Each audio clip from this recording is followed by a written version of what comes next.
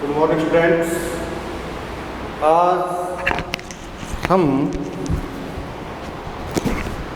कल हमने mRNA, tRNA, rRNA के बारे में पढ़ा था। आज हम पढ़ते हैं जेनेटिक कोड के बारे में। जेनेटिक कोड के बारे में सबसे पहले किसने बताया था? जॉर्ज गेमो ने बताया था। किसने बताया था? जॉर्ज गेमो ने। जॉर्ज गेमो ने क्या जेनेटिक कोड के बारे में एक्सपेरिमेंटल रूप से बताया था? जी नहीं। जॉर्ज गेमो ने जेनेटिक कोड के बारे में जो बताया था वो मैथमेटिकली रूप से बताया था, गणितीय रूप से बताया था। इन्होंने किसी भी प्रकार का एक्सपेरिमेंट नहीं किया था, जबकि गणितीय रूप से ही ये बता दिया जो कोड होते हैं वो ट्रिपलेट होते हैं। क्या बता दिया था कि जो कोड होते हैं वो क्या होते हैं? ट्रिपलेट होते हैं, अर्थात 3-3 के समूह में होते हैं। कैसे बताया? कि हमें पता है कि हमारे शरीर के अंदर न्यूक्लियोटाइड्स के अंदर जो प्रोटीन बनती है उसके अंदर कितने एमिनो एसिड्स की आवश्यकता होती है? यानी कि 20 एमिनो एसिड्स की आवश्यकता होती है। आप सपोज कीजिए यदि एक किसी नाइट्रोजन बेस द्वारा, नाइट्रोजन बेस कितने होते हैं? 4 ग्वानिन और साइटोसिन। ठीक है, यानी कि एक नाइट्रोजन बेस के द्वारा यदि एक एमिनो एसिड्स को प्रदर्शित किया जाए तो टोटल कितने एमिनो एसिड्स को प्रदर्शित कर सकता है? ये केवल और केवल 4 ही एमिनो एसिड्स को क्या कर सकता है? प्रदर्शित कर सकता है। इसलिए जो कोड होते हैं वो एकल रूप से नहीं होते हैं। एज सपोज कीजिए कि माना कि कोड कितने रूप में है? 2-2 के जोड़ों के रूप में है। यानी कि 2-2 जोड़े हैं तो इसका अर्थ क्या हो गया? 4 × 4 कितने हो गए? केवल 16 ही एमिनो एसिड को प्रदर्शित कर सके, जबकि एमिनो एसिड कितने हैं? 20 एमिनो एसिड्स है। इसलिए यदि 3-3 का समूह में अगर कोड लेते हैं तो कुल कोड बनते हैं हमारे 64, अर्थात जो कोड होते हैं वो ट्रिपलेट होते हैं। ये जॉर्ज गेमो ने अपने मैथमेटिकली कैलकुलेशंस के द्वारा ये बता दिया गया था। यानी कि 64 कोड है, अर्थात एक एमिनो एसिड्स के लिए एक से अधिक कोड भी पाए जाते हैं। ठीक है, अब देखिए ये जो कोड होते हैं क्या केवल और केवल mRNA पर होते हैं क्या? कोड जो होते हैं केवल और केवल mRNA पर होते हैं क्या? जी नहीं। कोड केवल और केवल mRNA पर नहीं होते हैं, ये कोड DNA पर भी होते हैं। किस पर भी होते हैं? DNA पर भी होते हैं। क्योंकि mRNA पर जो कोड होते हैं वो किसके नाइट्रोजन बेस के द्वारा बने होते हैं? DNA के नाइट्रोजन के बेस के द्वारा बने होते हैं। लेकिन mRNA के जो कोडोन होते हैं ये होते हैं, जबकि इसमें क्या होते हैं? यानी कि mRNA में यूरेसिल होता है, जबकि DNA में क्या होता है? थायमिन होता है। लेकिन हम जो कोड पढ़ते हैं वो केवल mRNA के कोड का ही अध्ययन करते हैं, DNA के कोड का अध्ययन नहीं करते हैं। क्यों नहीं करते हैं? क्योंकि जो प्रोटीन संश्लेषण होना है वो DNA ने mRNA के ऊपर मैसेज के रूप में छोड़ दिए हैं, और यही मैसेज के द्वारा क्या होना है? प्रोटीन संश्लेषण होना है। वो तो इसी कोडोन को हम पढ़ते हैं, इन्हीं कोडों को हम पढ़ते हैं, क्योंकि एमिनो एसिड से जो प्रोटीन बनेगा इन्हीं कोड की सीक्वेंस के अकॉर्डिंग बनता है। ये तो बात थी कोडोन की मैथमेटिकली रूप से। अब बताइए कोडोन को क्या मैथमेटिकली रूप से ही प्रदर्शित किया गया है? क्या किसी ने एक्सपेरिमेंटली रूप से भी इसे प्रदर्शित किया है? जी हाँ, कोडोन को प्रायोगिक रूप से भी प्रदर्शित किया है। और जो कोडोन को एक्सपेरिमेंटली रूप से प्रदर्शित किया है उनके बारे में 3 वैज्ञानिकों के नाम सर्वप्रथम लिए जाते हैं। सबसे पहले मैं बात करता हूँ हरगोविंद खुराना, दूसरा है निरेनबर्ग और तीसरा है सेवरोपोव। तीसरा कौन सा है? सेवरोपोव। यानी कि ये 3 वैज्ञानिक हैं जिन्होंने कोडोन को क्या प्रदर्शित किया है, एक्सपेरिमेंटली रूप से प्रदर्शित किया है। ठीक है, अब कोडोन के बारे में कुछ थोड़ी बहुत बातें हैं वो समझ लेते हैं कि कोडोन इज ट्रिपलेट। जो कोडोन होते हैं वो ट्रिपलेट होते हैं, यानी कि त्रिक होते हैं। कैसे होते हैं कोडोन? त्रिक, तीन तीन के जोड़े में।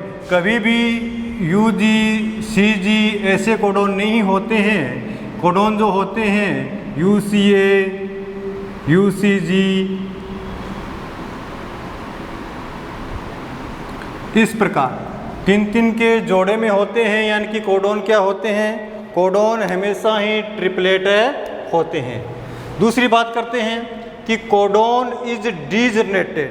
Codon is degenerated. डीजनरेटेड का अर्थ क्या होता है कि हमें पता है कि टोटल कोडोन क्या है। यहाँ पर डीजनरेटेड का अर्थ क्या है कि टोटल कोडोन कितने हैं?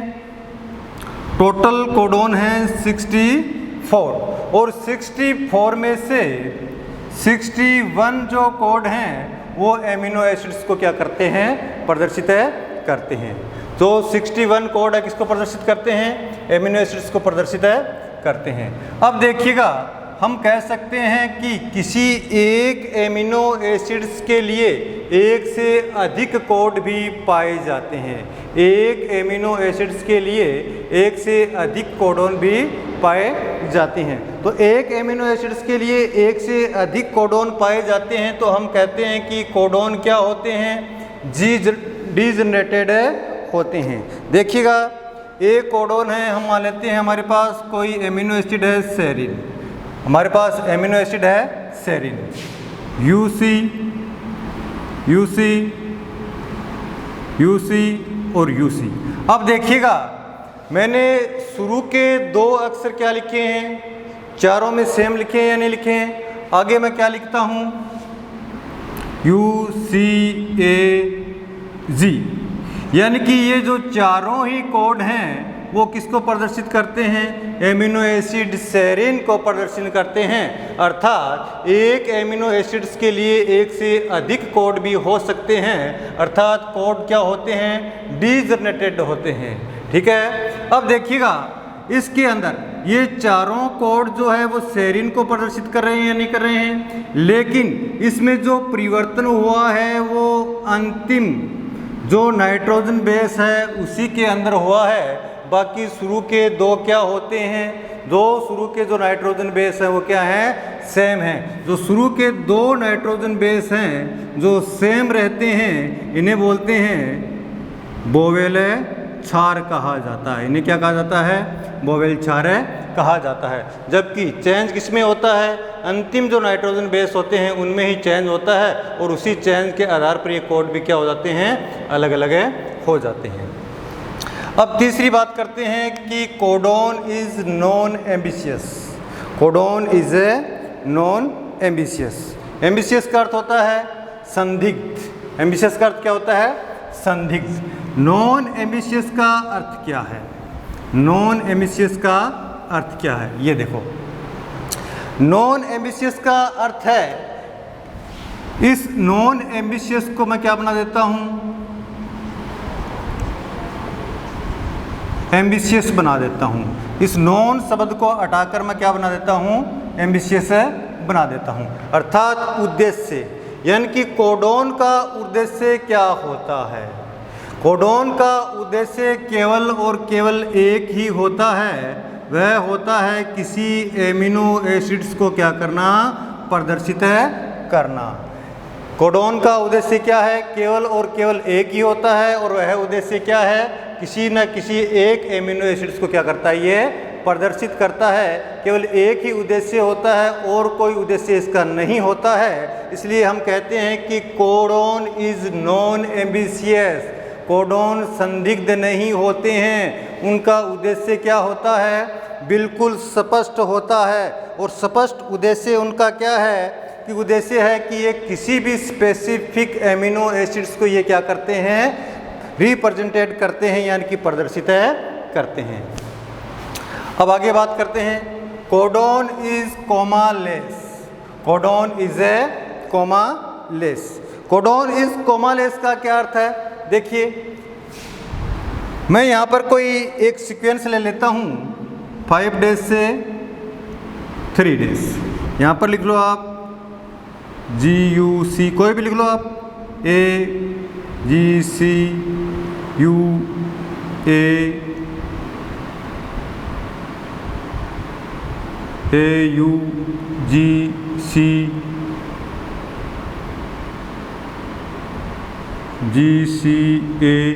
कुछ भी लिख लो। अब देखिए, यदि हम ट्रिपलेट कोड मानते हैं तो हम इसे कैसे पढ़ेंगे, इसको हम कैसे पढ़ेंगे, 3 ये तो 3 के समूह में पढ़ेंगे या नहीं पढ़ेंगे, इनको कितने समूह में पढ़ेंगे, 3 के समूह में। आगे और ले लो आप,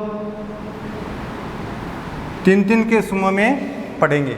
अब एज सपोज कीजिए कि इनमें से कोई एक कोड डिलीट हो जाता है, एक कोड डिलीट हो जाता है, माना कि ये कोड क्या हो गया है, डिलीट हो गया है।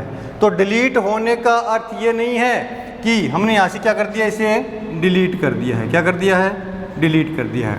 तो डिलीट होने का अर्थ ये नहीं है कि हम यहाँ पर रुक जाएं और केवल 2 ही कोड पढ़ें।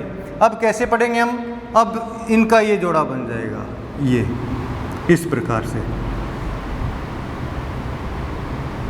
इस प्रकार से 3 का जोड़ा बन जाएगा। यानी कि आगे वाला जो नाइट्रोजन बेस है वो इसके साथ है, जुड़ के ही हम पढ़ेंगे, इन कोड ट्रिपलेट के रूप में ही पढ़ेंगे। अतः हम कहते हैं कि जो कोड होते हैं वो क्या होते हैं, कोमा लेस होते हैं। ठीक है। अब आगे वाला पॉइंट है आपका, दी कोड हैज़ पोलैरिटी, यानी कि कोड में क्या ध्रुवता पाई जाती है। जी हाँ, कोड में ध्रुवता पाई जाती है। अब देखिएगा, मैं यहाँ पर कोड में ध्रुवता की बात करता हूँ, पोलैरिटी की बात करता हूँ। जो कोड है वो हम कहाँ पढ़ रहे हैं, ये कोड जो पढ़ रहे हैं वो mRNA पर पढ़ रहे हैं। कहाँ पढ़ रहे हैं, mRNA पर। एक बात ध्यान रखिएगा कि mRNA पर जब हम कोड को पढ़ते हैं तो इसकी जो डायरेक्शन होती है वो 5 डेज से कैसी होनी चाहिए, 3 डेज ही होनी चाहिए। ये बात ध्यान रखिएगा। यानी कि mRNA पर जो कोड पढ़ते हैं वो 5 डेज से 3 डेज ही होनी चाहिए। जबकि DNA स्ट्रैंड जिसे हम सेंस स्ट्रैंड भी कहते हैं, DNA स्ट्रैंड जिसे हम सेंस स्ट्रैंड भी कहते हैं, जिसका ये क्या होता है, कंप्लीमेंट्री होता है, उस पर हम पढ़ते हैं तो हमेशा उसकी डायरेक्शन DNA स्ट्रैंड की होती है 3 डेज से 5 डेज। तो ये बात आप ध्यान रखिएगा कि कोड के अंदर एक सिरा जो होगा वो 5 डेज होगा, जबकि दूसरा सिरा क्या होगा, 3 डेज होगा। अर्थात इन कोडोन्स में क्या पाई जाती है, पोलैरिटी पाई जाती है, ध्रुवता पाई जाती है। क्यों पाई जाती है, यहाँ पर OH ग्रुप होता है और यहाँ पर क्या होता है, कोई फॉस्फेट ग्रुप होता है। तो हम कहते हैं कि कोडोन को पढ़ने में पोलैरिटी पाई जाती है।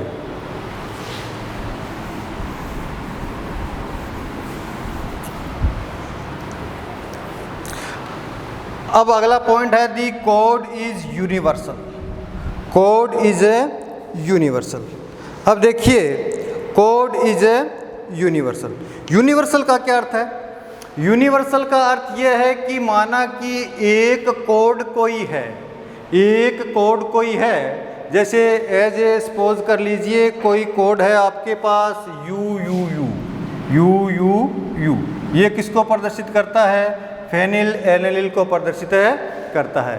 ये कोई एक कोड है।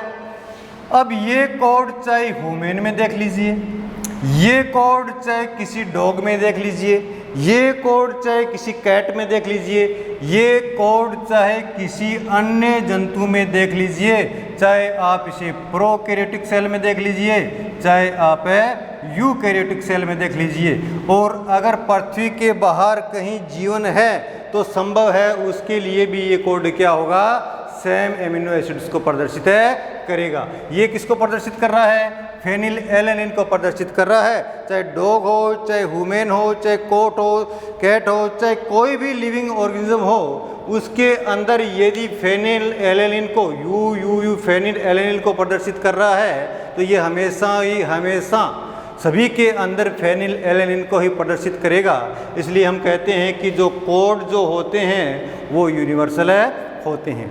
ये तो थी कोड के बारे में कुछ सामान्य बातें। अब देखते हैं कि ये जो कोड होते हैं ये होते किस प्रकार से हैं, किस प्रकार से ये व्यवस्थित होते हैं, किस किस एमिनो एसिड्स को प्रदर्शित करते हैं और कौन कौन से हमारे पास एमिनो एसिड्स होते हैं। ठीक है, तो सबसे पहले हम बात कर लेते हैं कि हमारे पास जो एमिनो एसिड्स हैं वो कौन कौन से एमिनो एसिड्स हमारे पास पाए जाते हैं। हम जानते हैं कि हमारे शरीर के अंदर कितने एमिनो एसिड्स होते हैं। प्रोटीन निर्माण हेतु केवल और केवल 20 एमिनो एसिड्स की आवश्यकता होती है। ये 20 जो एमिनो एसिड्स होते हैं ये कौन कौन से होते हैं देख लीजिए। एक तो हम बात कर लेते हैं एलेनिन की बात कर लेते हैं, किसकी, एलेनिन की बात कर लेते हैं। एस्पार्जिन की बात कर लेते हैं, एस्पार्टिक एसिड की बात कर लेते हैं, aspartic acid, asparagine, aspartic acid, aspartic acid है, आर्जिनिन इसकी बात कर लेते हैं, आर्जिनिन की बात कर लेते हैं, आर्जिनिन, फिर cysteine,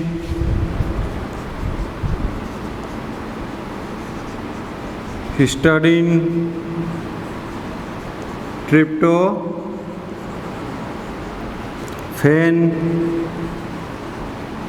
phenyl alanine,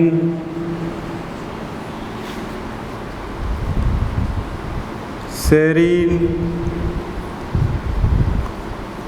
tyrosine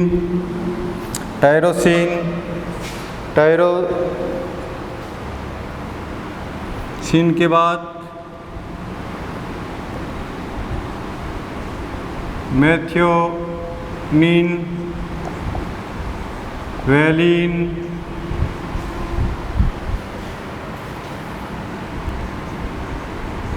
glycine,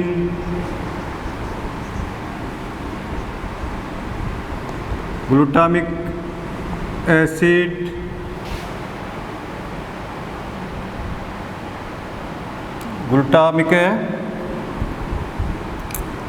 एसिन, leucine, isoleucine,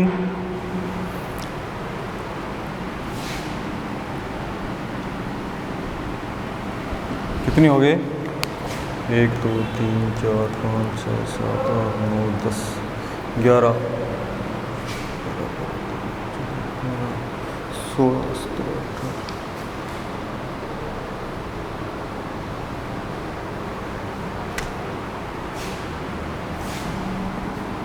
एक होता है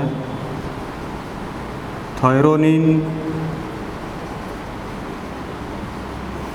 प्रोलिन, 1 2 3 4 5 6 7 8 9 10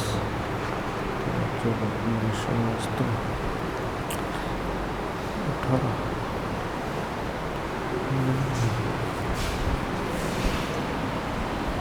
एक होता है टायरोसिन और ट्रिप्टोफैन। यानी कि हम कहते हैं कि टोटल 20 एमिनो एसिड्स जो होते हैं वो पाए जाते हैं। वो किस लिए पाए जाते हैं, प्रोटीन सिंथेसिस करने के लिए। कितने एमिनो एसिड्स की आवश्यकता होती है, टोटल 20 एमिनो एसिड्स की आवश्यकता होती है। ये 20 एमिनो एसिड्स किस प्रकार से कोड में रिप्रेजेंटेड होते हैं, हम कोड को किस प्रकार से याद रख सकते हैं वो देखिएगा। सबसे पहले कोड जो बनाते हैं उसके बनाने का एक तरीका आपको पता होना चाहिए। तरीका आपको क्या है मैं अभी बताता हूँ कि तरीका किस प्रकार से आप कोड को बनाओगे। इसके लिए आप एक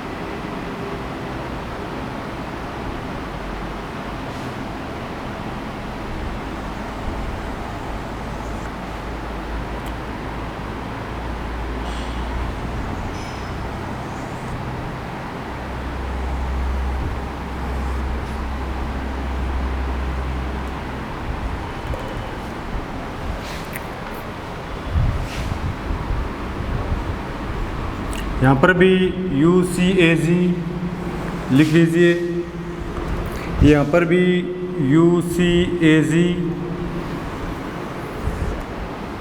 यहाँ पर भी UCAG और यहाँ पर भी UCAG और यहाँ पर भी आप लिख लीजिए UCAG, UCAG, UCAG, UCAG। यानी कि आपको सीक्वेंस याद रखना है UCAG, यानी कि युका जी, ऐसे ही लिखना है युका जी। अब देखो मैंने कहा था कि वोवेल क्षार शुरू के सेम, यानी कि ये देखो, अब देखो इसका और इसके साथ करो पहले,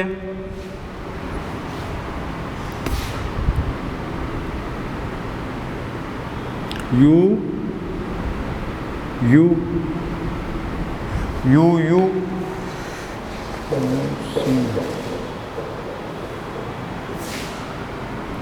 इसको यू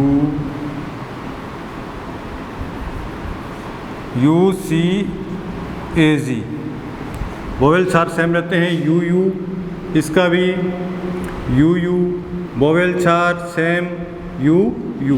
फिर आगे UCAG, क्या बना दो UCAG। इसी प्रकार इसका देखो, इसी प्रकार से इसका भी एक वोवेल क्षार हो जाएगा। वोवेल क्षार इसमें क्या लेना है C, तो C क्या लिखोगे, C पहला C है CU CU CU CU, वही। इसी प्रकार से इसमें क्या है AU AU AU AU, last वही युका जी। इसमें GU GU GU और GU, इसका युका जी। इसी प्रकार से इसको देख लो UC UC UC UC, vowel क्षार सेम, बाकी आगे के जो क्षार होते हैं वो क्या होते हैं, चेंज होते हैं। वोवेल क्षार इसमें भी same CC CC CC CC और बाकी आगे के change AC AC AC AC, ठीक है। GC GC GC।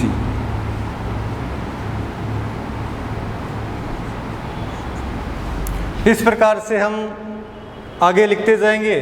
अब देखिएगा कि दो इंडेक्स हमारे पास आ गई है, यानी कि दो इंडेक्स हमारे पास आ गई है। ये जो नाइट्रोजन बेस हैं किस किस प्रकार के एमिनो एसिड्स को प्रदर्शित करते हैं। जो शुरू के दो हैं दो, वो फेनिल एलेनिन को, बाकी के 1 2 3 4 5 6 किसको प्रदर्शित करते हैं, ल्यूसिन को। 6 किसको प्रदर्शित करते हैं, ल्यूसिन को।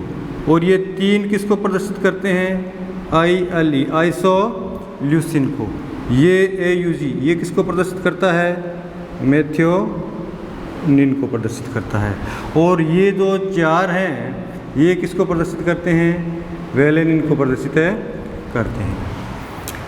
ये 4 देखिए, ये 4 सेरिन को, ये प्रोलिन को, ये थायरोनिन को, और ये 4 है एलेनिन को। ठीक है, ये 2 इंडेक्स अपने पास आ गए हैं। पहले इन 2 इंडेक्स को याद करने का तरीका देख लो। देखो फेनिल एलेनिन के कितने हैं, 2 हैं, तो 2 को क्या हैं, फेनिल एलेनिन 2 फिरे, 2 फिरे। ठीक है, फिर 6 किसके हैं, ल्यूसिन के, यानी कि 2 बार फिरे, 2 तो फेनिल एलेनिन के हैं, 6 किसके हैं, ल्यूसिन के हैं। ल्यूसिन को मानो आप लालू, ल्यूसिन को मानो आप है लालू। फिर 3 किसके हैं, आइसोल्यूसिन के, इल मानी बीमार होना, इल का अर्थ क्या होता है, बीमार होना। फिर चौथा मेथियोनिन, मेथियोनिन या मेडिसिन, मेथियोनिन या मेडिसिन। और 4 अंतिम 4 किसके हैं? अंतिम 4 किसके हैं? वेलेनिन, वेलेनिन या वाले। अब देखो याद करने का तरीका कि 2 बार फिरे 6 लालू, 3 बीमार हो गए, मेडिसिन मिली। मेडिसिन एक बार मिली है, कितने वालों को? 4 वालों को। 2 बार फिरे 6 लालू, 3 बीमार हो गए, मेडिसिन मिली 4 वालों को। अब आपके दिमाग में ये होना चाहिए कि आपसे कोई भी कोड पूछ ले कि सबसे पहले आपसे पूछ ले कि यू कोड किसको प्रदर्शित करता है। आपको पता है कि हम लिखते हैं यूकाजी। क्या लिखते हैं? यूकाजी। तो यहाँ पर भी यू, यहाँ पर भी क्या होता है? यूकाजी। तो सबसे पहला कोड क्या आ गया? यू। हमें पता है कि 2 शुरू के बार यानी कि 2 बार फिरे 2 कोड किसके होते हैं? फेनिलएलैनिन के होते हैं।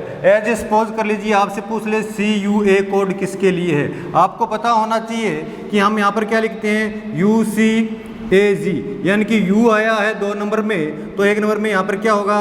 C कैसे आएगा? देखो यूकाजी, यानी कि C आ गया, नहीं आ गया 1 नंबर पे? 1 नंबर में CU यानी कि बोवेल 4, CU। ये कोई दूसरे वाला कॉलम है। कौन सा कॉलम है? दूसरे वाला कॉलम है। दूसरे वाले कॉलम के अंदर देखो आपके आ गया CUA लिखा आ गया। ये कोड आपसे पूछ लिया तो ये कोड किसका है? हमें पता है कि दूसरे वाला कॉलम, यानी कि एक में 4, दूसरे में 4, तो इस कॉलम में कि 2 बार फिरे 6 लालू, तो लालू 6 है, तो दूसरे कॉलम में क्या है? ल्यूसिन है। क्या है दूसरे कॉलम में? ल्यूसिन। इसी प्रकार से नीचे वाला भी कर सकते हैं। अब इसमें देखो 4 के हैं, 4 सेरिन के हैं, 4 प्रोलिन के हैं, 4 थायरोनिन के हैं, 4 एलेनिन के हैं। तो इसके अंदर क्या हो गया कि याद करने का तरीका देखो, यूकाजी के अंदर सी में देखना है कि 4 शेरों के हुए 4 प्रमोशन, चारों बने थानेदार और चारों क्या लेकर आए? अल्टोकार। यानी कि 4 शेर थे, चारों के कितने प्रमोशन हुए? 4 प्रमोशन, और चारों क्या बन गए? थानेदार, और चारों ही क्या लेके आए? अल्टोकार। यानी कि ये 4 कोड सेरिन के लिए हैं, 4 कोड प्रोलिन के लिए हैं, 4 कोड है थायरोनिन के लिए है, और 4 ही कोड किसके लिए हैं? एलेनिन के लिए हैं। ठीक है, तो इस प्रकार से ये आगे हम कल करेंगे। आज की क्लास का टाइम अपना कंप्लीट होने जा रहा है, इसलिए आगे नहीं कर सकते हैं। तो ये आगे के 2 कोड हैं वो कल करेंगे। और मैं आपको ये भी बताऊंगा कि प्रारंभ कोडोन क्या होते हैं, समापन कोड क्या होते हैं, समापन कोड के और क्या क्या नाम होते हैं। और इसके अलावा किसी भी क्या जो हमने पढ़ा था कि कोड इज ए डिजनरेटेड, यानी कि एक एमिनो एसिड्स के लिए कितने कोडोन्स होते हैं, कौन कौन से कोडोन, किसी एमिनो एसिड के कितने कोडोन होते हैं, कितने कोडोन नहीं होते हैं, वो सब बातें हम कल करेंगे।